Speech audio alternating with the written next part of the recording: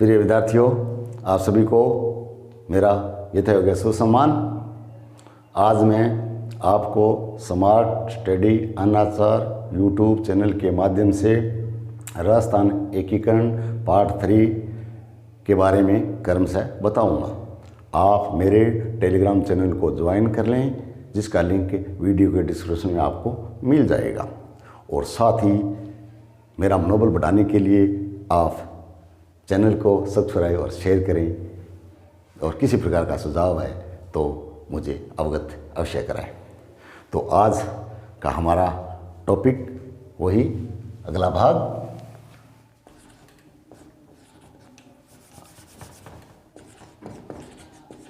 राजस्थान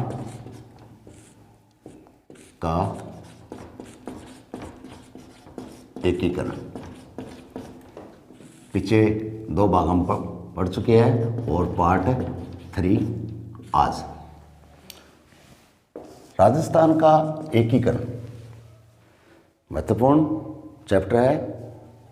राजस्थान प्रदेश अपने वर्तमान स्वरूप में आने से पूर्व अनेक थपेड़ों को सहा और भारत का आज़ादी के बाद विभिन्न चरणों में, जिसकी संख्या 7 है, जो 1948 से लेकर 17 मार्च से और 1 नवंबर 56 तक की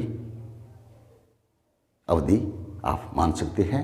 और इस प्रकार राजस्थान के एकीकरण के जो अवधि लगी या समय काल हुआ, तो उसे हम अंकों में 8 वर्ष 7 माह और 14 दिन 15 दिन मान लो, कोई ज़्यादा फर्क नहीं है लगे।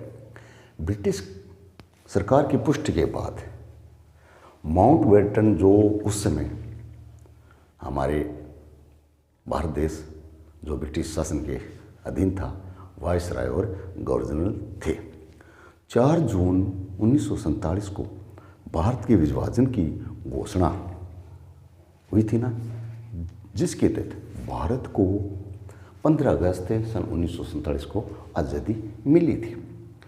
तो ये भी आप लिख सकते हो कि अवधि 1900 यहाँ ले लो आप 17-18 मार्च 1948 से लेकर 1 नवंबर 1956 तक। इसमें कितने चरण हुए? 7 चरण। 7 चरण हुए। 7 चरण में राजस्थान का जो एकीकरण हुआ और वर्तमान राजस्थान का स्वरूप हमारे पास 1 नवंबर 1956 को आया। देश की सभी रियासतों को एक करने के लिए जो उस समय देशी रियासतें पूरे भारत में 562 के लगभग थी, एकीकरण का काम बहुत मुश्किल भरा था। और कुछ एकीकरण में विभाजन तो 2 देशों का के रूप में हो ही गया था, भारत और पाकिस्तान।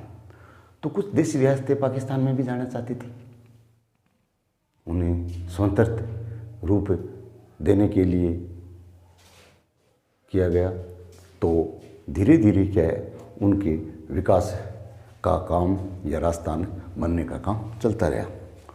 और जो ये भी थी कि जो अपने आप को स्वतंत्र घोषित करना चाहती है 2 रियासतें, एकीकरण के समय, एकीकरण से हेतु जो पूर्व में 19 रियासतें, 3 ठिकाने जिन्हें हम चिप्सी भी कहते हैं,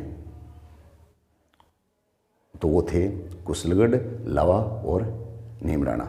और एक केंद्र शासित प्रदेश था, अजमेर, मेरवाड़ा। तो आपको ये ध्यान रखना चाहिए, महत्वपूर्ण पॉइंट है इसमें। देशी रियासतें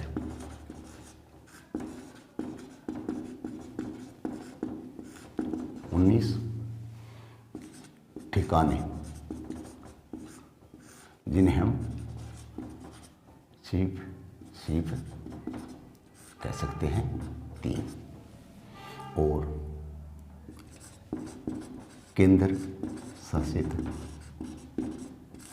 प्रदेश 1। इसमें आपको ध्यान रखना चाहिए, इसमें कुशीलगढ़, लावा व नीमराणा शामिल थे। और केंद्र शासित प्रदेश एकमात्र था, वो था अजमेर, मेरवाड़ा का जो क्षेत्र था वो एकमात्र केंद्र शासित प्रदेश था। वो ये भी ध्यान रखना कि स्वतंत्रता के बाद जो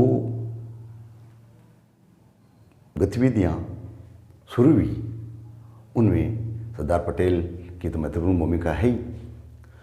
उससे पहले क्या हुआ,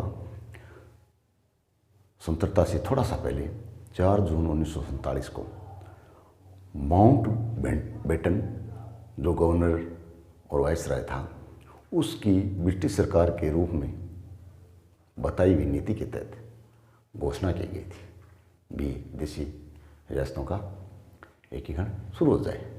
फिर 1947 में भारत स्वतंत्रता अधिनियम की धारा 8 के तहत वो विभाजन की प्रक्रिया आगे एकीकरण के लिए जो लामबद्ध तरीके अपनाए गए उसके तहत गठित हुई। और इसके बाद वर्तमान राजस्थान का स्वरूप हमें 1 नवंबर 1956 के तहत मिला। तो उस समय जो आज़ादी के समय सरदार पटेल ने साफ कह दिया था कि देशी रियासतें 15 अगस्त 1947 से पूर्व ही भारत संघ में मिल जाए ताकि आगे के राह आसानी से चला जा सके। उस समय क्या है, बीकानेर के नरेश सादुल सिंह ने 7 अगस्त 1947 को अपनी रियासत के भारत में विलय करने हेतु सम्मेलन पत्र पर हस्ताक्षर किए। ऐसा करने वाले वे प्रथम देशी शासक थे। प्रथम देशी शासक कौन हुआ? बीकानेर के सादुल सिंह।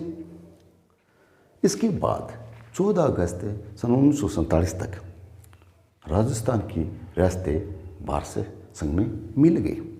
भारत संघ में स्वतंत्रता से एक दिन पूर्व मिल गई। सबसे अंत में धौलपुर नरेश उदयभान ने 14 अगस्त 1947 को विलय किया था। 16 दिसंबर 1947 स्वतंत्रता के कुछ महीनों बाद भारत सरकार ने छोटी छोटी रियासतों को बड़ी बड़ी रियासतों में मिलाने विलीन करने के लिए फैसला किया। इसी प्रकार उस समय ये एक जटिल मुद्दा था, लेकिन हमारे पास सरदार पटेल जैसे महापुरुष थे। उन्होंने अथक प्रयास किया और उस प्रयास में दृढ़ निश्चय के साथ, दूरदृष्टि के साथ, बड़ी चतुराई से सबको एक रखते हुए और उसमें साथ दिया, वो भी नाम आप याद रखो, वीपी मेनन। उनमें एकीकरण के लिए कार्य शुरू किया और इस प्रकार आगे चलकर संपूर्ण प्रक्रिया जो 7 चरणों में संपन्न हुई, जिसका विवरण मैं आपको क्रमशः विस्तार से बताने जा रहा हूँ। उसमें सर्वप्रथम हम लेंगे मत्स्य संघ। पहला चरण जिसमें मत्स्य संघ।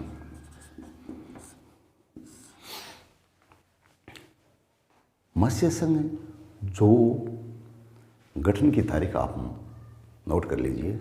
ये जो महत्वपूर्ण तिथि, आंकड़े, स्थल या राजा या रियासतें संबंधी जो आते हैं, तो उनको थोड़ी आप प्यारे बच्चों नोट करते रहिए। मत्स्य संघ 17-18 मार्च 1948 को अस्तित्व में आया और एकीकरण के लिए जो उसकी समेकित प्रक्रिया थी, उसमें जो 19 रियासतें थी, आपके याद भी हो गया होगा। उसमें से मत्स्य संघ में 9 रियासतों को शामिल किया गया। क्षमा करें, 4 रियासतों को, उन्होंने 4 रियासतें थी।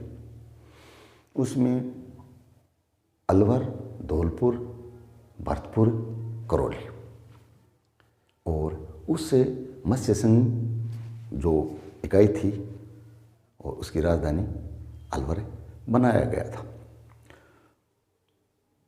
तो धौलपुर के महाराजा उदयभान सिंह को राज प्रमुख बनाया गया और अलवर जो प्रजामंडल के प्रमुख नेता थे शोभाराम कुमावत को प्रधानमंत्री नियुक्त किया गया। मत्स्य संघ का नामकरण, इंपॉर्टेंट क्वेश्चन आपके लिए है, मत्स्य संघ का नामकरण के.एम. मुंशी की सलाह पर किया गया था। मत्स्य संघ का नामकरण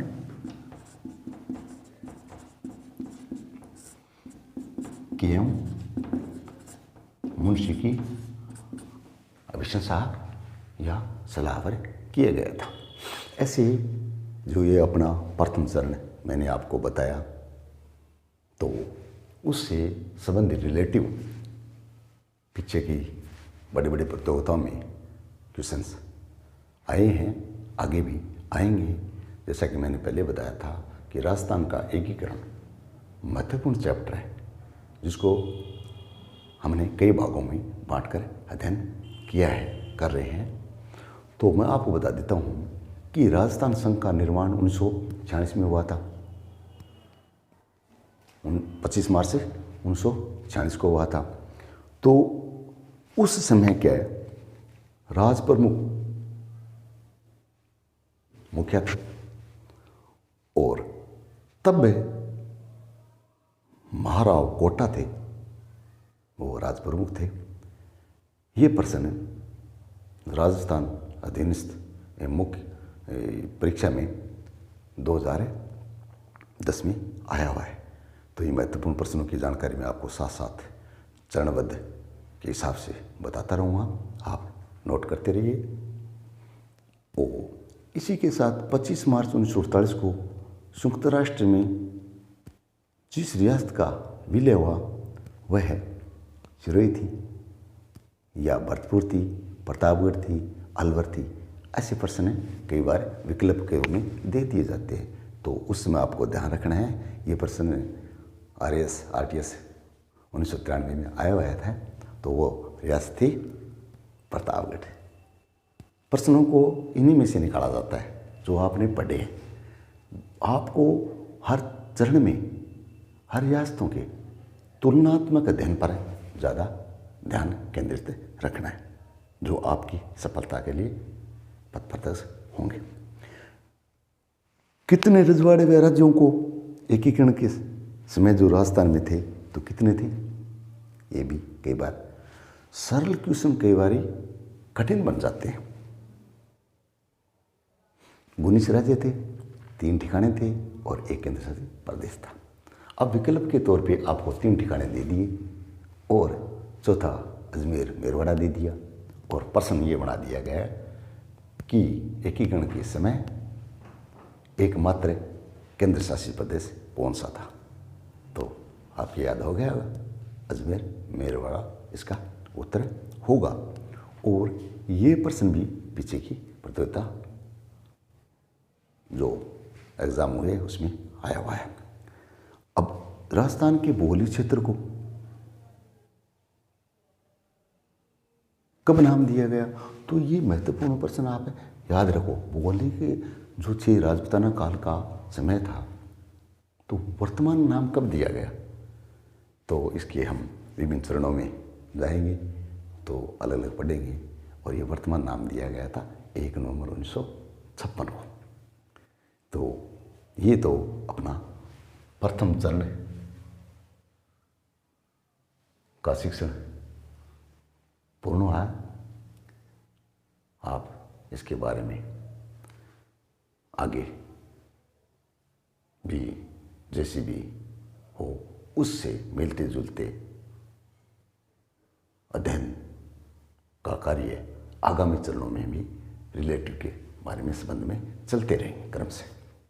और अब हम चलते हैं दूसरे चरण पे, सेकंड चरण। सेकंड चरण में हम राजस्थान के एकीकरण को जो नामकरण है वो है पूर्व राजस्थान, राजस्थान संघ या संयुक्त राजस्थान प्रथम। पूर्व जो पहले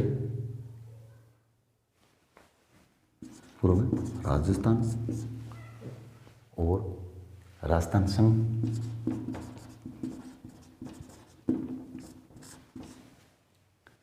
ये नाम था। और उसे हम अध्ययन की दृष्टि से संयुक्त राजस्थान प्रथम कह सकते हैं। ये सेकंड चरण था जिसमें उनका नामकरण रखा गया था। और इसकी अवधि थी 25 मार्च। अवधि थोड़ा सा याद रखने में दिक्कत होती है, लेकिन आप जब तुलनात्मक अध्ययन परस्पर चरणों की करेंगे तो ये आपको धीरे धीरे याद हो जाएगी, क्योंकि जिस चैप्टर को पढ़ते हैं बार बार पढ़ने से ये याद हो जाती है। इसलिए थोड़ा इन पे गौर करते हुए, मनन करते हुए अच्छी तरह याद रखने का प्रयास करें।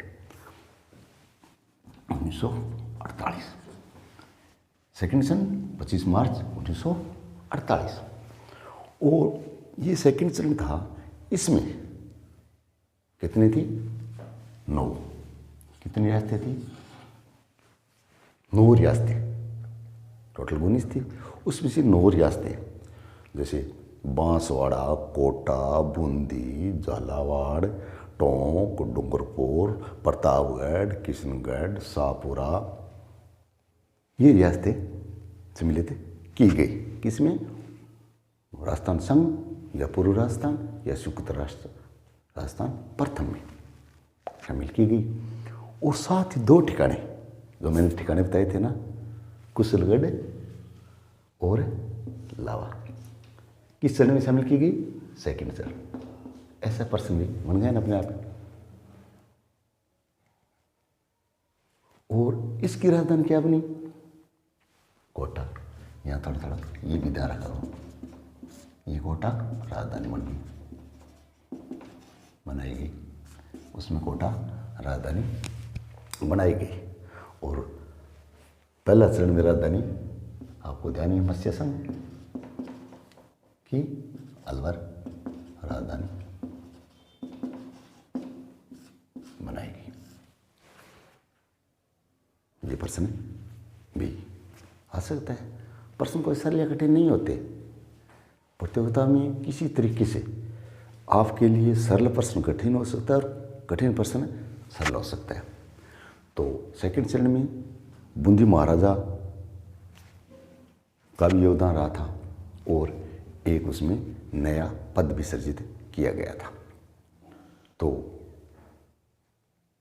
पहले में जैसे शोभाराम कुमावत प्रधानमंत्री बनाए गए थे और राज प्रमुख धौलपुर के महाराजा उदयभान सिंह बनाए गए थे।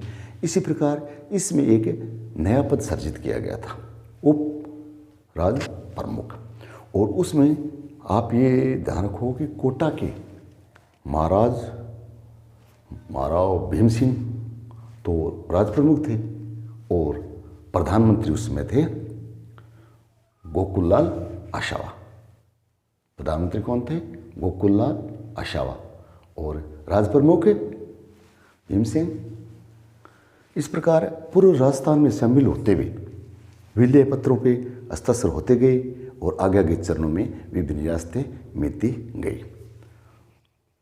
यहाँ मैं आपको एक महत्वपूर्ण बात बताता हूँ जो पेपर में आया भी था कि ये जो सेकंड चरण की बात है उसमें बांसवाड़ा के जो तत्कालीन नरेश थे चंद्रवीर सिंह, उन्होंने शामिल न होने की मंशा से एक कथन वाक्य कहा था मैं अपनी मौत के परवाने यानी मृत्यु अधिपत्र, जिसे अंग्रेजी में डेथ वारंट कहते हैं, पर हस्ताक्षर करने जा रहा हूँ। ये तो था सेकंड चरण का अध्ययन। अगले वीडियो में आपको विस्तारपूर्वक बताऊंगा। तो इसी के साथ आज का ये सेशन समाप्त करने की वीडियो कैसे लगा सब्सक्राइब करते रहिए ताकि मेरा मनोबल बढ़ते रहे। ओके, जय राजस्थान।